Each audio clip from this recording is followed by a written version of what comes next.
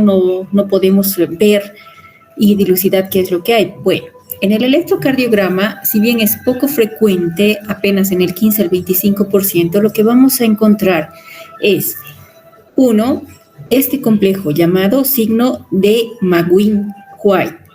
Consiste S1Q3T3. Para eso nos fijamos, S1 se refiere a la derivación de 1 y a la derivación de 3. S1 quiere decir heces profundas en la derivación de 1, la presencia de una onda Q profunda en la derivación de 3, como vemos aquí también, Q profunda, y la presencia de las heces invertidas, que podemos encontrar también aquí, heces invertidas, ¿no? Desde la derivación básicamente B1 hasta la derivación B4, ¿ya? Las ondas T negativas. Entonces, el signo de McGuinn-White se refiere a las ondas S profundas en derivación de 1, la presencia de ondas Q y E y T invertidas en la derivación de 3. Muy poco frecuente de ver, más que todo en los TEPs masivos. También podemos ver lo que se llama el desvío a la derecha y el bloqueo de rama derecha, caracterizado por un RS, R en la derivación B1 y un complejo QRS en la derivación B6. Esto es característico en el bloqueo de rama derecha y también el desvío al lado derecho.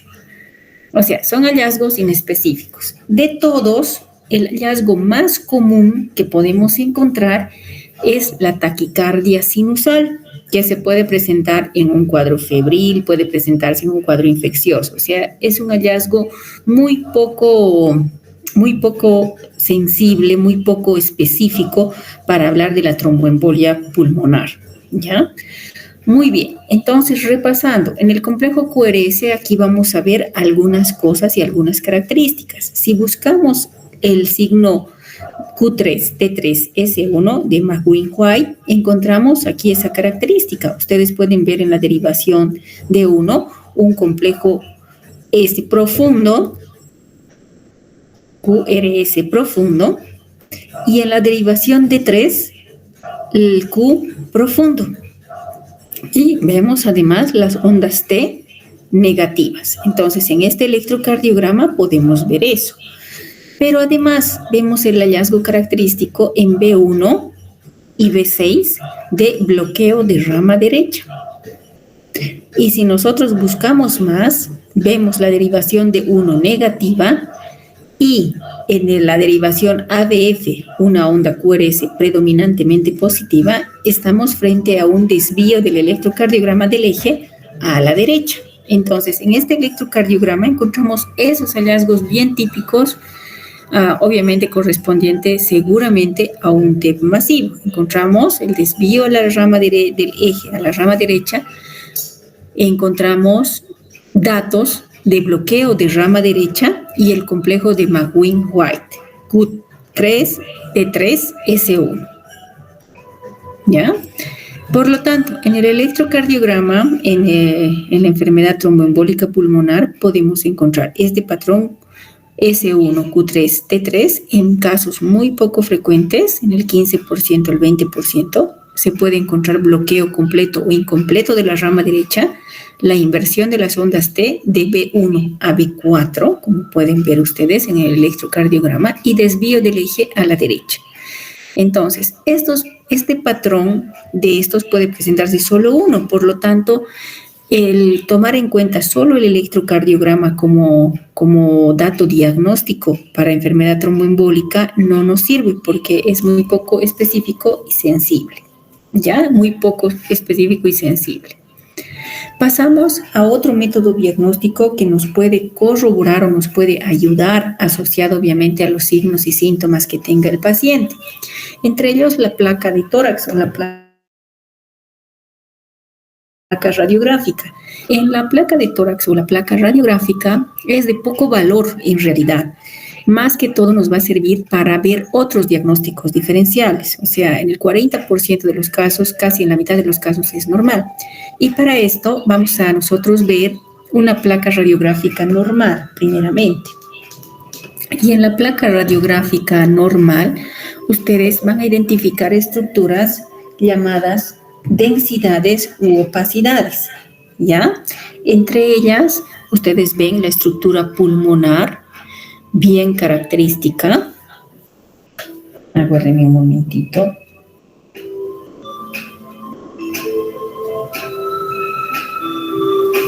Ahora bien, se escucha, ¿verdad? No sé si me pueden responder. He inactivado el celular. ¿Se escucha, doctores? Sí, doctora, se escucha. Muy bien. Entonces tenemos nosotros en la placa radiográfica normal, esta es una placa radiográfica de un paciente de sexo masculino de más o menos unos 30 años de edad, póstero anterior, es decir, los rayos incidentales están yendo por la espalda del paciente y las costillas hacia adelante, ¿no? Vamos empezando por la parte del parénquima pulmonar, que en radiología lo llaman claridad, es decir, los radiólogos llaman al oscuro claro. ¿Y qué es lo que se ve claro u oscuro? En otras palabras, el aire. Y ustedes ven el parénquima pulmonar acá, por ejemplo, bastante bien ventilado, los espacios intercostales amplios porque se toma la placa en inspiración completa y vemos estructuras densas a lo blanco, me refiero con denso, correspondiente a la parte ósea, las estructuras óseas, las costillas, pero también la parte cardíaca con el botón aórtico, el ventrículo izquierdo, la aurícula izquierda y la saliente de la vena cava. Entonces vemos la estructura cardíaca, la estructura pulmonar, parte de la parte hepática, aquí tendríamos el diafragma y la cámara gástrica. Entonces tenemos estas estructuras como un patrón, entre comillas, normal. ¿Qué encontraríamos en los casos poco frecuentes en una placa radiográfica? Vuelvo a decirles, la placa radiográfica nos sirve sobre todo para hacer diagnósticos diferenciales frente a un paciente que venga, por ejemplo, con disnea y dolor torácico en puntada de costado, para buscar, por ejemplo, descartar neumonías, cuadros de derrame pleural, etcétera. ¿Ya? Más para diagnósticos diferenciales o excluir otras enfermedades. Y los signos radiológicos en la enfermedad tromboembólica venosa, tenemos datos de embolismo sin infarto y datos de embolismo con infarto. Ojo, entre comillas, infarto habíamos dicho que no es verdaderamente un infarto, sino más que todo una hemorragia que se produce en este tipo de tromboembolia pulmonar. Los datos de embolismo sin infarto, el signo de Westermann, Fleischer, y la presencia de pérdida del volumen pulmonar, puede haber atelectasias laminares. Y en el embolismo con infarto, la joroba de Hampton, la elevación del hemidiafragma del lado afectado, puede encontrarse datos de derrame pleural pequeño, aumento de tamaño de las arterias pulmonares. Pero eso en teoría, veremos las imágenes, ¿no? El signo de Westermann se debe o es la traducción radiográfica de una oligoemia, es decir, la falta de perfusión en la parte distal al trombo, y por lo tanto existiría una hipoperfusión. Si nosotros nos fijamos acá, encontramos evidentemente la trama broncovascular, pero vemos acá que existe una parte clara, es decir, una parte bien oscura llamada área de oligoemia, donde no llega la sangre debido a la obstrucción por un trombo en la arteria pulmonar, en una tomografía más claramente descrita, ¿no? Pero veamos acá, aquí ustedes van a ver mucho mejor. Y este signo de Westermarck tiene un 14% de sensibilidad y un 92% de especificidad. Las asimetrías nos ayudan bastante en la parte semiológica. Ustedes ven claramente la asimetría, ven un área más clara en el hemitórax del lado derecho respecto al izquierdo, y esto debido a una embolia de repente masiva que nos produce un área de oligoemia donde no existe irrigación, pero sí existe bastante ventilación. Es por eso que esta parte se ve más negra, más clara, ¿no? Entonces, este es el signo de Westermarck, un área de oligoemia debido a un trombo y a un émbolo donde existe defecto de perfusión por el trombo que ha tapado la arteria, pero existe bastante ventilación, ¿ya? Otro dato muy importante es la joroba de Hampton, que se describe como una opacidad triangular en la base de la pleura, con la base en la pleura y el vértice hacia el ilio, correspondiente al trombo que ha tapado, y la parte de infarto distal a la parte obstruida por el trombo. Acá tenemos también la parte distal correspondiente al infarto, en realidad a la hemorragia, hablando en términos. Esto saqué una foto de una edición donde vemos la llamada joroba de Hampton, una parte triangular con base dirigida hacia la parte pleural y la parte del vértice bien dirigida a la parte obstructiva de la arteria. Entonces, esta área de hemorragia llamada infarto corresponde a la joroba de Hampton, a la parte correspondiente a la parte del infarto, redundante el término.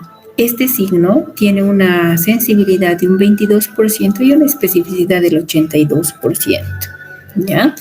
El signo de Fleischner es una dilatación del segmento distal de la arteria pulmonar en el lugar donde se enclava el émbolo, ¿ya? Donde existe el trayecto de la arteria pulmonar y se corta, también llamado el signo de la salchicha, debido al llenado de la arteria por un trombo que hace que se vea denso. Lo mismo acá, ¿no? Entonces, a esto llamamos signo de Fleischner.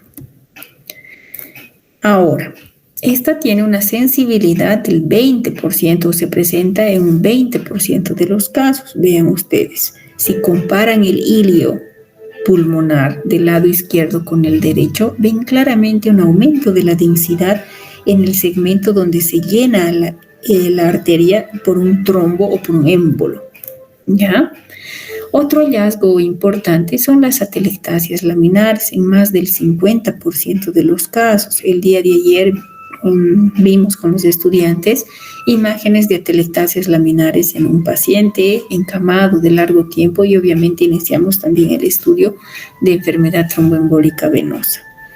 Por lo tanto, estos hallazgos radiográficos en conjunto, de los que se mencionan más en la literatura, son el signo de oligoemia distal al trombo, llamado signo de Westermarck, la joroba de Hampton, que traduciría a un infarto, en realidad una hemorragia, y el signo de Fleischner, que corresponde al área de engrosamiento producida por el trombo y con un realce en la densidad de la placa radiográfica. Estos signos son poco frecuentes de ver, pero cuando se los encuentra y se asocian a los síntomas o signos que hemos encontrado en el paciente, obviamente nos refuerza el diagnóstico. Otro método diagnóstico importante sería la tomografía de tórax, ¿no? Las ventajas es que tiene una elevada sensibilidad y especificidad para trombos, pero en las arterias centrales, como vimos en la primera figura, y a las arterias más periféricas o segmentarias pueden no dar un realce y por lo tanto no podemos llegar a sospechar de un infarto, ¿no? Por lo tanto, no nos va a servir en aquellos tromboembolismos periféricos, donde los trombos están básicamente enclavados en las arterias más distales y pequeñas.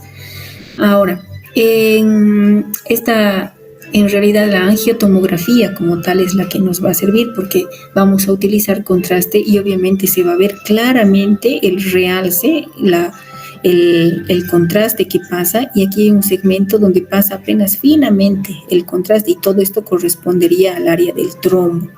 Entonces, este método es muy poco invasivo, por lo tanto, solamente estaría contraindicado en pacientes que tengan alergia al contraste y nos ayuda de mucho.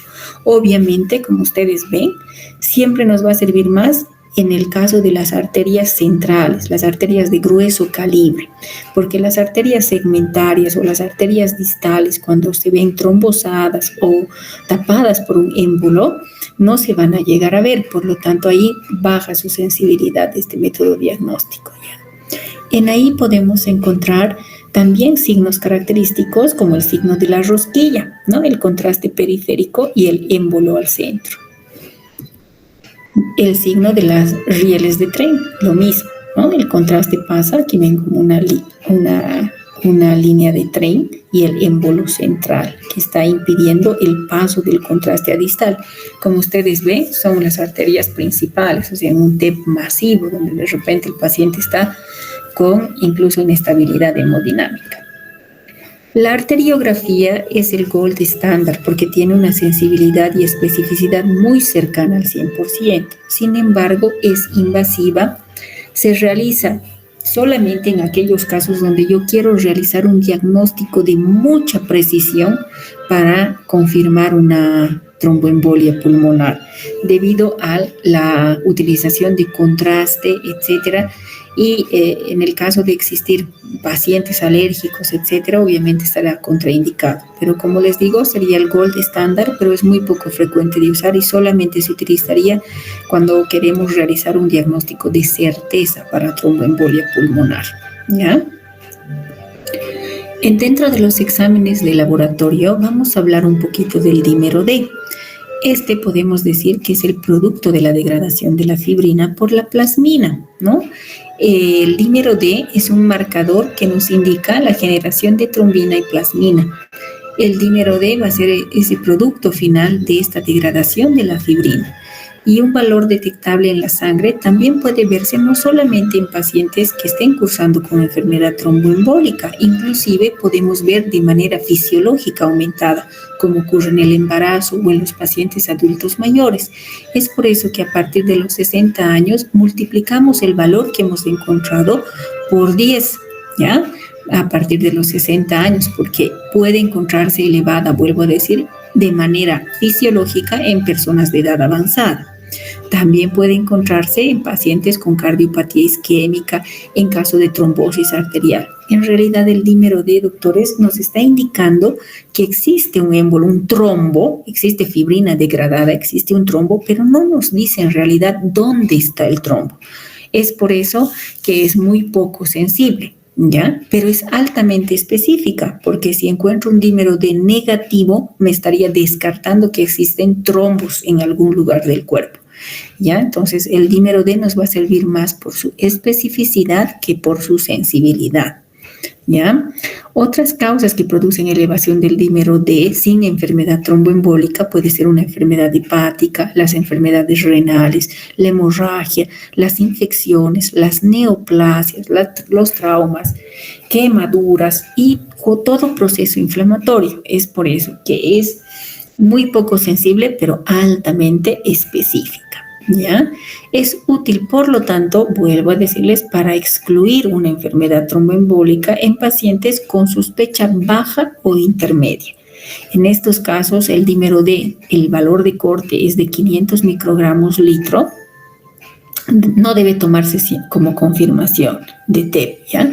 O sea, es decir, si tengo un paciente y tengo un dímero D alto positivo, no es diagnóstico de tromboembolia pulmonar, solamente nos está diciendo que existe trombos en alguna parte del cuerpo, no nos dice dónde. Es por eso sensibilidad a baja, pero alta especificidad, porque si me da un dímero D negativo, me estaría descartando la presencia de trombos en cualquier parte del cuerpo, ¿ya? No debe utilizarse en pacientes con alta sospecha clínica, es decir, si tengo un paciente con asimetría en miembros inferiores, taquicardia, taquipnea, no es necesario pedir el dímero D, ya tengo la extremidad inferior asimétrica. En estos casos me voy directamente a la utilización imagenológica, por ejemplo, de un Doppler venoso en miembros inferiores. Es por eso que cuando utilizamos los criterios de Wells, ustedes se acuerdan, existen puntajes de 2 a 4, menos de 2 o mayor a 6. Entonces, cuando el puntaje, el grado de sospecha es menor, o sea, me da un puntaje, la sumatoria en la tabla de Wells menor a 1, la trombosis venosa no sería probable, no vemos asimetría en los miembros inferiores, no hay taquicardia, no hay taquipnea, el paciente no tiene alta sospecha de trombosis venosa profunda, pero aún así el criterio es bajo, el puntaje es bajo, puedo, y mi sospecha diagnóstica es alta, puedo solicitar el ensayo de dímero D, ¿no? Y si este valor de corte me da mucho menor que el valor esperado, entonces excluyo una tromboembolia pulmonar. Pero si el valor del dímero D es alto, mayor a 500, que es el valor de corte, entonces estará indicado la presencia de ultrasonido. En cambio, si yo ya veo un miembro inferior asimétrico con aumento de volumen, obviamente mi sospecha de trombosis venosa profunda es alta, entonces ya no pido un dímero D, directamente me voy a la parte imagenológica como el ultrasonido de miembros inferiores. Otro dato importante para tenerlo en cuenta es la gasometría arterial, doctores. En la gasometría arterial a nivel de Cochabamba, que estamos a una altura de 2.500 metros sobre el nivel del mar, la FiO2 corresponde al 21%. ¿Qué es la FiO2? La FiO2 corresponde a la fracción inspiratoria de oxígeno, es decir, cuando nosotros inspiramos aire, este aire no solamente va a contener oxígeno, va a contener otras partículas de nitrógeno, etcétera, pero la fracción correspondiente, el porcentaje correspondiente del aire inspirado al oxígeno es el 21%. Es decir, que en cada inspiración nosotros tenemos un porcentaje de 21% de oxígeno, ¿ya? La presión barométrica en Cochabamba es de 565 milímetros de mercurio, porque no estamos a nivel del mar. Cabe resaltar que la fracción inspiratoria de oxígeno no cambia con la altura, siempre va a ser el 21%. Lo que va disminuyendo es la presión barométrica de oxígeno. Aquí les pongo los valores normales a nuestra altura, a esta altura de 2.500 a nivel del mar, siendo los valores normales del pH entre 7.35 a 7.45. La presión de dióxido de carbono corresponderá a 30 a 32 milímetros de mercurio. La presión de oxígeno entre 60 al 70% como valor normal. El término de insuficiencia respiratoria, doctores, es un término gasométrico, ¿ya? Es decir, que habla de insuficiencia respiratoria cuando la presión parcial de oxígeno, sea arterial, obviamente, sea menos de 60. La saturación de oxígeno, obviamente, 90% en nuestro medio. Cuando utilizamos la saturación periférica de oxígeno controlada por los oxímetros de pulso, consideramos como un valor normal arriba de 80%, ¿ya? El bicarbonato normal, 20 a 22, y el exceso de base entre menos 2 a más 2. Estos valores son considerados como normales. Ahora bien, vamos a hablar de las alteraciones que podemos encontrar en una gasometría arterial. Cuando nosotros vemos los valores, podemos valorar la parte metabólica y también la parte de la oxigenación, no la oximetría, sino la oxigenación, el intercambio oxígeno-dióxido de carbono. Es decir, no solo nos permite valorar la oxigenación, sino también la parte metabólica, la gasometría. Cuando hablamos de un pH menor a 7.35, estaremos frente a una acidosis. Y si es una acidosis, tenemos que ver si esta corresponde a una acidosis, ya sea respiratoria o metabólica. Y para eso, el siguiente paso es valorar la presión de dióxido de carbono y valorar el valor del bicarbonato. Por lo tanto, cuando tenemos un pH disminuido, pero una presión parcial de dióxido de carbono aumentado, estaríamos hablando de una acidosis respiratoria. Cuando tenemos un pH disminuido, pero el bicarbonato esté disminuido, hablaríamos de una acidosis metabólica. Es decir, para la parte pulmonar, vamos a ver, para la parte respiratoria, las variaciones del dióxido de carbono es lo que nos va a ayudar a definir si es una acidosis, en todo caso respiratoria. Pero cuando hablamos de acidosis metabólica, el valor del bicarbonato es que nos va a ayudar a definir si es metabólica o respiratoria. En el caso de una alcalosis, corresponderá a encontrar un pH alto, mayor a 7.45. Lo mismo, la alcalosis puede ser metabólica o puede ser respiratoria. Cuando sospechamos de algo metabólico, lo primero que vamos a fijarnos va a ser el bicarbonato. Entonces, un pH alto, alcalosis. Y el bicarbonato alto nos corresponderá a una alcalosis metabólica. O sea, hay harto álcali, hay alto bicarbonato. Entonces, eso corresponde a una alcalosis metabólica. Al contrario, perdonen ustedes, si encontramos un pH alto, alcalosis, pero si sospechamos que hay un patrón respiratorio, lo primero que vamos a observar va a ser el la PCO2. Si este estará disminuido, hay menos dióxido de carbono, entonces estaremos frente a una alcalosis de tipo respiratorio, ¿ya? Resumiendo y en palabras muy fáciles de entender. Primero nos tenemos que fijar el pH. Si está disminuido, acidosis. Si está aumentado, alcalosis. Para ver trastornos metabólicos, lo que nos sirve es fijarnos el bicarbonato. Pero cuando sospechamos de alteraciones respiratorias, lo que nos ayuda es el PCO2. Ejemplo, un pH disminuido, acidosis. Y si yo sospecho que esta acidosis es por defecto metabólico, el bicarbonato tengo que ir a ver. Y si este está bajo, me confirma una acidosis metabólica, por ejemplo. Pero no solamente buscamos la parte metabólica en la gasometría, sino también la parte de la oxigenación, el intercambio de dióxido de carbono, para ver si existe un defecto a ese nivel y hablar de insuficiencia respiratoria. La presión parcial de dióxido de oxígeno es de 60 al 70%. Menos de 60 ya hablamos de una insuficiencia respiratoria. Y para esto nos sirve mucho el calcular el índice PAFI, el intercambio dióxido de carbono y oxígeno. El índice PAFI toma en cuenta la relación que existe en la presión parcial de oxígeno y la fracción inspiratoria de oxígeno, que habíamos dicho que corresponde al 21%. Esta fracción, el resultado de esta división, multiplicamos por 100 y el valor normal es mayor a 350. Ahí estaríamos hablando de una oxigenación adecuada. Cuando esto varía, y tenemos tablas para eso, vamos a definir grados de hipoxemia, leve, moderada a severa, o llamada también insuficiencia o diestrés respiratorio leve, moderado a severo, teniendo en cuenta el valor de la presión parcial de oxígeno y la FiO2, ¿ya? Esto va a variar obviamente cuando el paciente utilice oxígeno suplementario. Por ejemplo, la presión parcial normal de oxígeno habíamos dicho que corresponde entre 60 a 70% y la fracción inspiratoria de oxígeno corresponde al 21%. Esto multiplicando por 100, un valor mayor a 350 es un valor normal, ¿ya? Pero los pacientes cuando están hospitalizados, como ustedes han visto, generalmente están con asistencia ventilatoria cuando están desaturando, cuando tienen una saturación periférica en el oxímetro de pulso, por ejemplo, de 85, 82.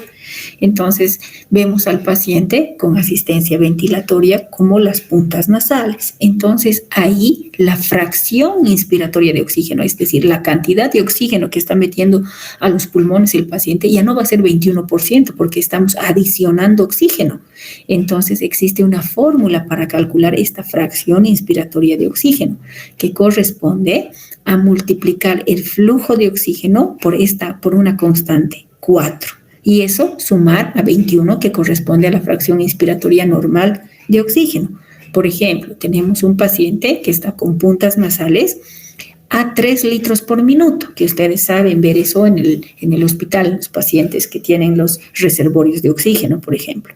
Entonces, la fracción inspiratoria de oxígeno corresponderá a 3, que es la cantidad de flujo que está entrando por las puntas nasales, la constante 4, 3 por 4, 12, más 21, que corresponde a la fracción inspiratoria normal de oxígeno, y esto nos dará un valor de 33. Entonces, cuando calculamos la PAFI, la FiO2 ya no será 21 solamente, sino será 33, porque estamos adicionando oxígeno por las puntas nasales, adicional, ¿ya? Y aquí tenemos los valores para la hipoxemia, ¿no? O los grados de lesión pulmonar. Leve será cuando este valor de 350 normal esté entre 200 a 300, moderado entre 100 a 200 y obviamente severo cuando sea menos de 100, ¿ya? Vamos a un ejercicio un poquito facilito para que ustedes me entiendan. Tenemos esta gasometría arterial y aquí nos vamos a basar solamente a la oxigenación. Ven, la PO2, que normalmente hemos dicho que es entre 60 a 70, en este paciente está en 50. Entonces, para calcular la PAFI normal mayor a 350, ponemos la presión parcial de oxígeno de la gasometría, que corresponde a 50. 21 es la FiO2, ¿no? 21%. Esta división multiplicamos por 100 y nos da un valor de 238. Teniendo nuestra tablita, correspondería a una hipoxia leve, ¿no? A una insuficiencia respiratoria o a una lesión pulmonar leve. Ahora bien, tenemos el mismo paciente, pero esta vez el paciente está con mascarilla de oxígeno. a 3 litros por minuto por la punta nasal. Entonces, la presión parcial de oxígeno en la gasometría arterial nos da de 50. Colocamos 50. Pero la fracción inspiratoria de oxígeno, la FiO2, ya no es 21. Entonces, habíamos dicho que tenemos una fórmula donde tomamos en cuenta el flujo de oxígeno por las puntas nasales, que es a 3 litros por minuto, multiplicamos esto por 4 y sumamos 21. Esto nos da un valor de 33. Entonces aquí la fracción inspiratoria de oxígeno en total será 33, lo que mete el paciente más lo que estamos aportando por las puntas nasales. Entonces esto corresponderá a un valor de 151. Como ustedes ven, es una hipoxia moderada. El valor está entre 100 a 200, ¿ya? Entonces, así vamos catalogando el grado de insuficiencia o lesión pulmonar que puede haber con la gasometría. Muy bien, ahora vamos a hacer un ejercicio para ver si me han comprendido con esto, donde no solamente vamos a calcular el grado de oxigenación, sino también vamos a ver qué trastorno metabólico puede haber. ¿Qué ven ustedes en el pH? ¿El pH está normal? Aparentemente no. Habíamos dicho que el valor normal es de 7.35 a 7.45. ¿Cómo está el pH acá? Disminuido. Entonces hablamos de una acidosis. Pero ahora tenemos que ver si esto es metabólico o es respiratorio. Entonces lo que nos va a ayudar aquí es valorar la PCO2 y ver el bicarbonato. El bicarbonato tenemos acá normal, pero ¿cómo está la PCO2? El valor normal habíamos dicho de 30 a 32. ¿Cómo está en este paciente? Aumentada la PCO2. Entonces, si es PCO2, es respiratorio. Tenemos una acidosis por pH disminuido y la PCO2 está aumentada, hay harta PCO2, hay harto dióxido de carbono. Entonces, esto corresponde a una acidosis respiratoria. Y si nosotros vamos a la parte de la oxigenación, ¿cuánto está la presión parcial de oxígeno en la gasometría? 50, ¿no? La PO2, 50. Este paciente no está con oxígeno suplementario, por lo tanto la FiO2 es de 21.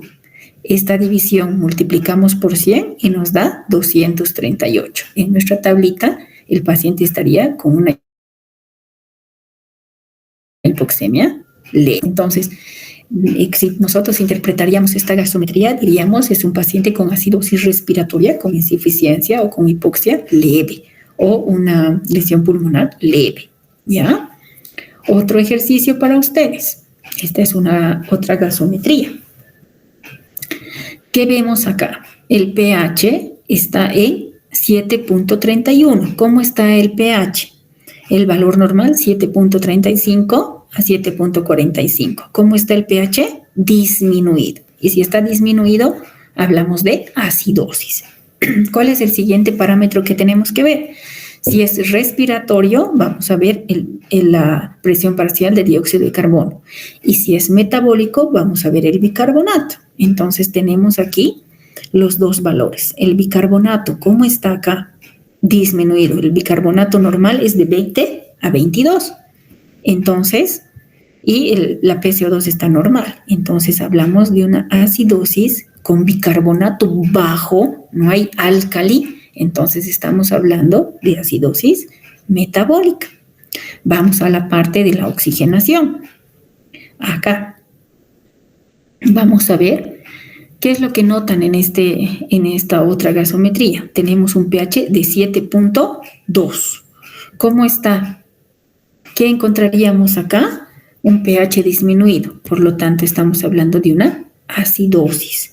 Ahora tenemos que ver si es respiratoria o es metabólica. Para eso nos ayuda el bicarbonato y la PCO2, ¿no? ¿Cómo está el bicarbonato? Vean, chicos, está en 11. Entonces, acá hablamos de una acidosis metabólica. Y vamos a ver cómo estará la oxigenación. La PO2, ¿cuánto está? En 60. Entonces, la PO2, 60. Este paciente no está con asistencia ventilatoria de puntas nasales o de oxígeno. Entonces, la FiO2 corresponde a 21. Esta división multiplicamos por 100 y correspondería a 285. ¿Cómo será la hipoxia? Leve, ¿ya? Entonces, esta es la tarea para ustedes para el día viernes.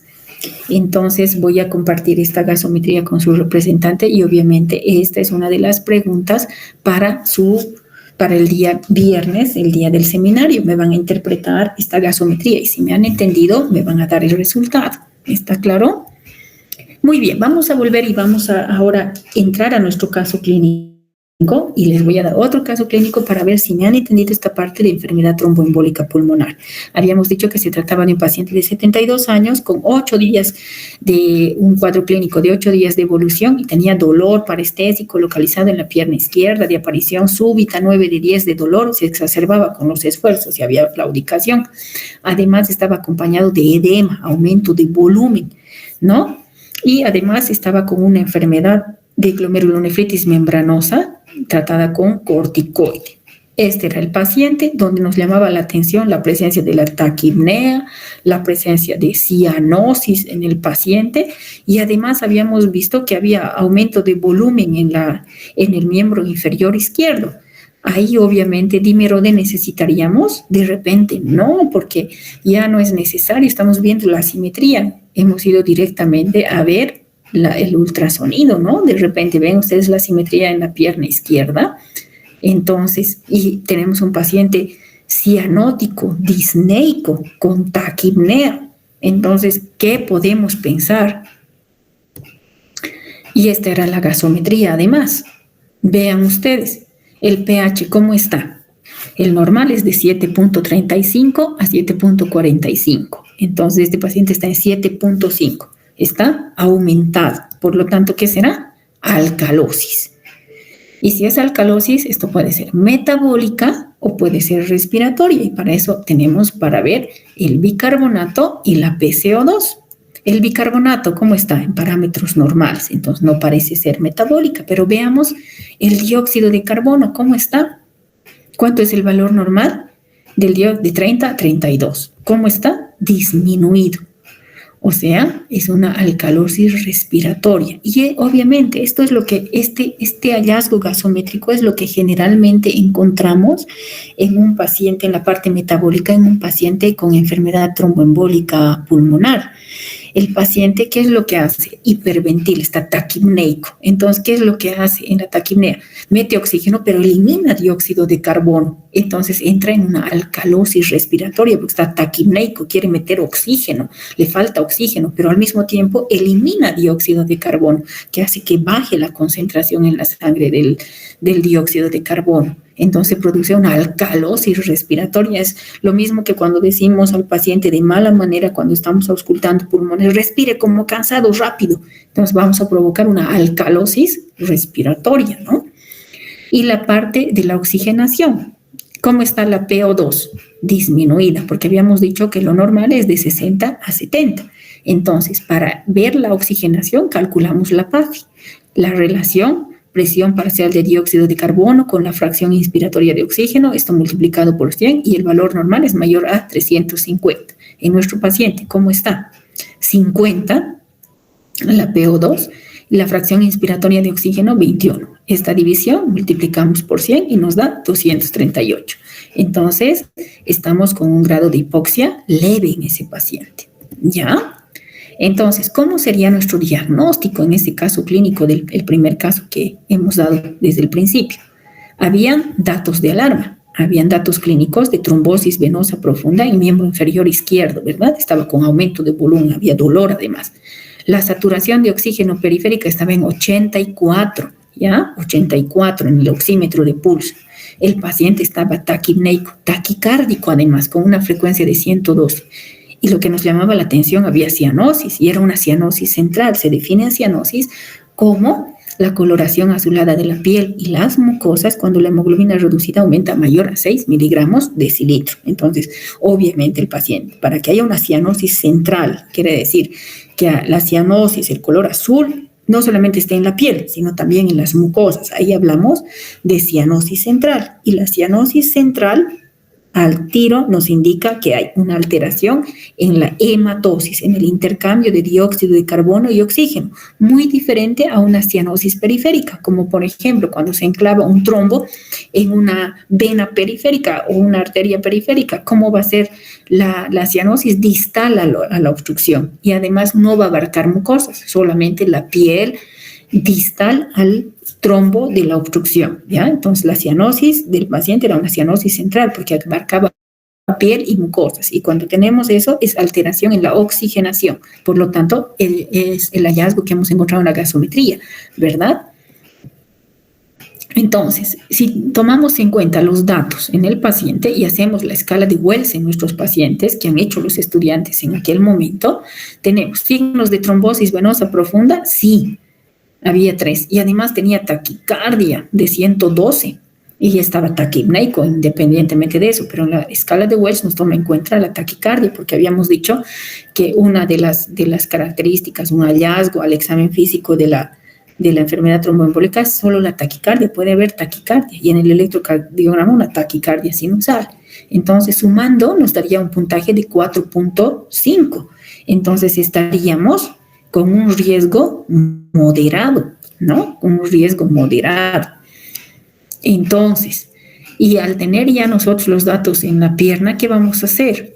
Lo que nos dicen los libros, ¿no? Tiene un puntaje mayor a 2. La trombosis venosa profunda es altamente probable. Por lo tanto, realizamos ultrasonido. Y vean ustedes el ultrasonido. Este es el ultrasonido del paciente.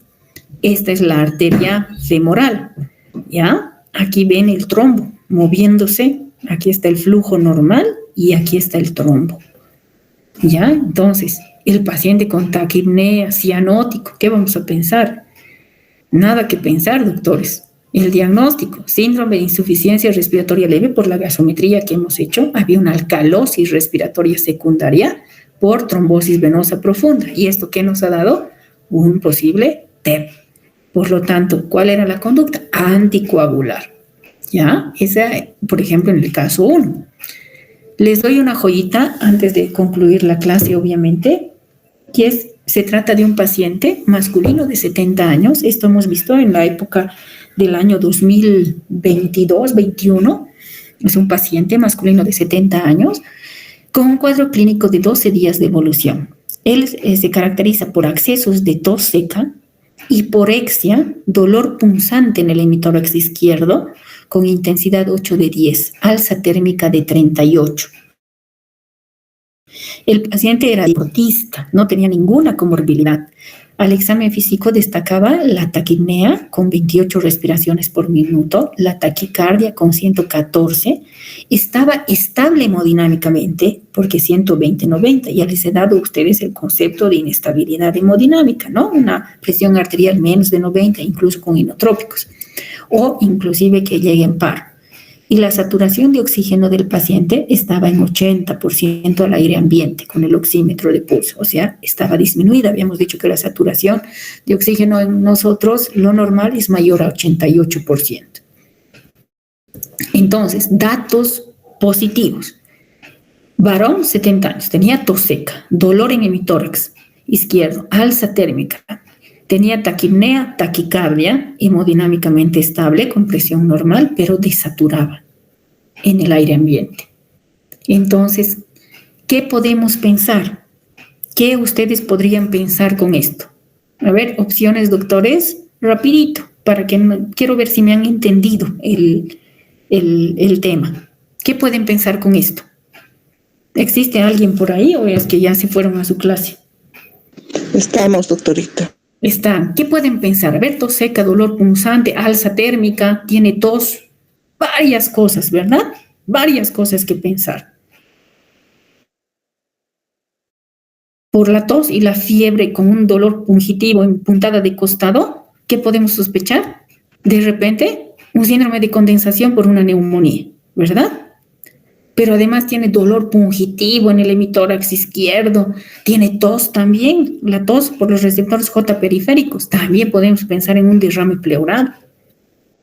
Pero ahora, además de pensar esas dos cosas, ¿qué vamos a pensar? Enfermedad venosa tromboembólica. habíamos dicho que la fiebre también, si bien no es un signo frecuente, puede haber. Entonces, ustedes van a ver que cuando tenemos tos y dolor en hemitórax y desaturación, lo primero que pensamos es un cuadro infeccioso, ¿cierto? Está bien pensar. También pensamos en un derrame pleural por la puntada de costado y la tos. Pero ahora, además, con todo esto, de repente mi última opción sería una enfermedad venosa tromboembólica. Pero ustedes ahora, desde ahora, además de pensar en estos dos diagnósticos, tienen que descartar que no se trate de una enfermedad venosa tromboembólica, incluyendo aunque tenga fiebre. Entonces, a eso me voy. Tienen que ir haciendo diagnósticos diferenciales, ¿ya? Esto mediante la anamnesis, pero obviamente tenemos que hacer un examen físico. Y en el examen físico, ¿cómo vamos a diferenciar una condensación de un derrame pleural? Para eso utilizamos la inspección, palpación, auscultación y percusión, ¿verdad? De repente en la palpación, en la condensación, las vibraciones vocales, ¿cómo van a estar? Como es algo sólido, van a estar aumentadas. A la percusión, ¿qué vamos a encontrar? Matidez. Y a la auscultación, crépitos, estertores, soplo tubárico, etc. En cambio, en el derrame pleural, ¿qué vamos a encontrar? A la palpación, las vibraciones vocales, ¿cómo van a estar? Abolidas, a diferencia de la condensación, que van a estar aumentadas, va a haber broncofonía. ¿Y por qué? Porque lo sólido transmite mejor, en cambio el líquido no transmite el sonido. ¿Y qué vamos a encontrar a la percusión? Lo mismo que en la condensación, vamos a encontrar la presencia de matidez. Pero a la auscultación, en el derrame pleural, las vibraciones vocales o los sonidos pulmonares, ¿cómo van a estar? Abolidos, porque el agua no transmite sonido. Entonces, tengo que utilizar tanto el examen físico, la anamnesis y también los exámenes complementarios, ¿no? Este paciente no solo tenía una radiografía, tenía una tomografía. Y ustedes ven todo el patrón de vidrio esmerilado. Entonces, ahí vamos a completar nuestra anamnesis, ¿no? Los antecedentes, este paciente ha sido vacunado o no contra influenza COVID. Este patrón en vidrio esmerilado de la parte periférica corresponde a una neumonía COVID. Y vean, casi no había pulmón. Entonces, perfecto. Nuestro diagnóstico, una neumonía por SARS-CoV-2. Le hacemos la gasometría. ¿Qué encontramos en la gasometría? Miren, la PO2, ¿cuánto está? 48. Acuérdense que el paciente periféricamente estaba saturando 80%, estaba taquipneico, taquicárdico. Entonces, ¿qué vamos a hacer? Vamos a multiplicar por 4, porque este paciente con saturación de 80% periférico ya estaba con asistencia de oxígeno a 4 litros por minuto. Entonces, vamos a calcular la PAFI para medir su oxigenación. Lo normal, habíamos dicho, mayor a 350.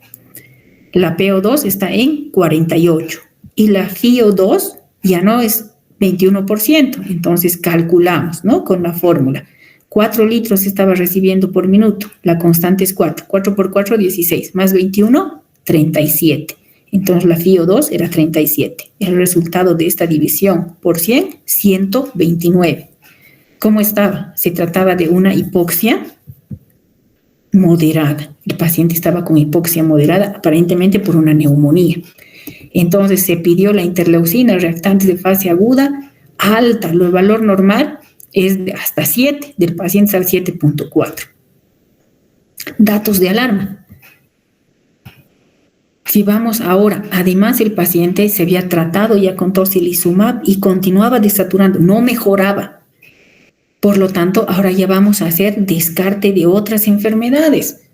Entre ellos, ya habíamos dicho que la neumonía COVID estaba muy asociada a fenómenos tromboembólicos, ¿no? No solo era la parte inflamatoria infecciosa, sino también las embolias, tromboembólicos, los inmunoclots o los inmunocoágulos. Entonces, en este paciente, datos de trombosis venosa no había. Lo único positivo que teníamos, la taquicardia. No había ningún otro, no había hemoptisis, neoplasia maligna, nada. Solo la frecuencia cardíaca alta. Por lo tanto, en los criterios de Wells era 1.5. Para hacer TEP, nuestro riesgo era bajo, era menos de 1, menos de 2. Por lo tanto, en la escala que les he dado, ¿qué teníamos que hacer para tromboembolia? En este caso, como no había aumento de volumen de los miembros inferiores, nada, pedir un dímero D. Imagínense cuánto estaba el dímero D. El valor normal es 500, o sea, 0.5, ¿no? Y en este paciente estaba 4.590. Altísimo. Entonces, ¿qué hacemos con este paciente? Un ultrasonido. Le hemos hecho un ultrasonido, pero no había trombos. Y el paciente continuaba desaturando. Entonces, ahí viene la alta sospecha, el criterio clínico. Le hicimos además el electrocardiograma, una taquicardia sinusal. Nuestro diagnóstico con la gasometría, los hallazgos que hemos encontrado: síndrome de insuficiencia respiratoria moderada, ¿verdad? Neumonía por SARS-CoV-2, y seguíamos sospechando de un TEP porque el paciente no mejoraba. Al contrario, estaba deteriorándose. ¿Qué hicimos? Una angiotac. Y en la angiotac no vemos trombos centrales, no había inestabilidad hemodinámica, no era una tromboembolia pulmonar central severa, no, pero había trombos en la parte periférica. Y eso explicaba la tos, la puntada de costado, ¿no ven? Los TEPs periféricos habíamos dicho que hay tos, hay signo de puntada de costado, puede haber hemoptisis incluso en los TEPs periféricos. En cambio, en las tromboembolias centrales de grandes arterias de la parte central, ¿cómo va a venir el paciente con datos de insuficiencia cardíaca derecha, en shock, en síncope, ¿no? Con inestabilidad hemodinámica? Este paciente no estaba, pero tenía un TEP periférico. ¿Ya? Bueno, para acabar la clase, ayer era el día del médico internista, orgullosa de ser médico internista. De repente es la rama de la medicina que implica todas las especialidades. Y como ustedes han visto con sus médicos, la mayoría de ellos internistas, ven pacientes complejos, y eso se trata la medicina interna. Y me adelanto al Día del Maestro, el 6. Muchos de mis maestros han sido mis docentes, les dan las clases ahora y ahora son mis colegas. Y de repente el ciclo se va a repetir en algunos años más, donde ustedes sean mis colegas y además sean docentes. Agradezco mucho a uno de mis maestros, que es el doctor Núñez. Gracias a él tengo el orgullo de haber hecho con él 2 libros, el libro de emergencias médicas, y este último lo publicamos hace 3 semanas en el Congreso de Neurología Internacional, el libro de neurología clínica. Un orgullo trabajar y seguir estimulando a ustedes también a la parte científica. Tenemos otro libro en camino de radiología, hecho por otro maestro, el doctor Angulo, que era docente hace 20 años en la facultad. Lastimosamente falleció con un cáncer de colon, pero él tenía el sueño de tener su atlas de radiología. Así es que quiero que ese sueño se haga realidad de repente este año. El libro está listo, esperamos la ayuda de la universidad para publicarlo, ya que el primer libro que publicamos con el doctor Núñez en aquel momento fue por Univalle. Este segundo libro nos ayudó UPAL, y espero que el tercero vaya con el sello de San Simón, doctores. Muchas gracias por su atención. Espero haber sido útil para el aprendizaje de ustedes. Muchas felicidades a todos mis maestros que fueron en aquel momento, y los veo el día viernes en el seminario. Muchas gracias. Vayan a su clase. Muy buenos días. Felicidades, doctora, por el día. Felicidades, doctorita. Internista. Hasta luego, doctores. Éxitos. Felicidades.